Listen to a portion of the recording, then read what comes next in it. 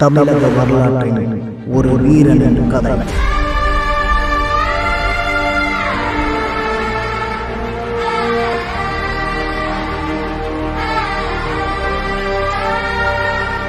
பிறந்து 1000 வருடங்களும் கடந்து ஒரு பேரரசனை இன்னமும் கொண்டாடுகிறது என்றால் அது ஒரே இனம், தமிழினம். யார் அந்த பேரரசன்? அப்படி தமிழ் இனத்திற்கு என்ன செய்தார் இவர்? எதனால் 1000 வருடங்கள் கழித்தும் அந்த அரசனை இன்னும் நாம் கொண்டாடுகிறோம்? இந்த தமிழ் இனத்தை உலக அறிய செய்தாரே அந்த மாவீரன், பேரரசன், அது நம் மாமன்னன் ராஜராஜ சோழன் என்று.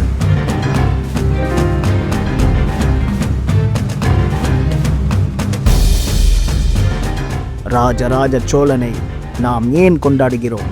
இந்த பதிவில் ராஜராஜ சோழனின் பற்றிய ஒரு வரலாறு. இந்த பதிவை பார்த்து தமிழ் லாக் மீடியாவை சப்ஸ்கிரைப் பண்ணுங்கள். சோழர்களின் பெருமையை உலகறிய செய்வதற்காக ஒரு மாவீரன் பிறந்தான். அவர்தான் ராஜராஜ சோழன். அவருடைய ஆட்சியில் பல கனவுகளோடு, பல திட்டங்களோடு யோசித்து செய்து முடித்தான் ராஜராஜ சோழன். அதேபோல் நம் சோழ தேசத்தின் மக்களை பாதுகாக்க வேண்டும், காக்க வேண்டும், செழிப்பாக வைத்துக் கொள்ள வேண்டும் என்ற ஆர்வமும் ஆசையும் இருந்தது.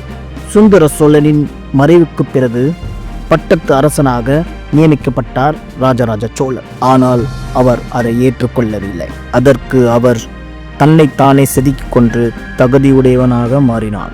மீண்டும் அரசனாவதற்கு இடைப்பட்ட அந்த காலத்தில் ஆட்சியின் சூழ்ச்சிகளை புரிந்து கொண்டார். நிர்வாக நெளிவு சுழிவுகளை அறிந்து கொண்டார். நாட்டை பற்றி தெரிந்து கொண்டார். அரசர் ஆவதற்கு முன்பே மக்களின் கஷ்டத்தையும் நாட்டின் வளர்ச்சியையும் முன்கூட்டி அறிந்து கொண்டுதான் ஆட்சியில் அமர்ந்தார் ராஜராஜ சோழன். இதுபோல் அடுத்தடுத்த பாகங்களை விரைவில் காண்போம்.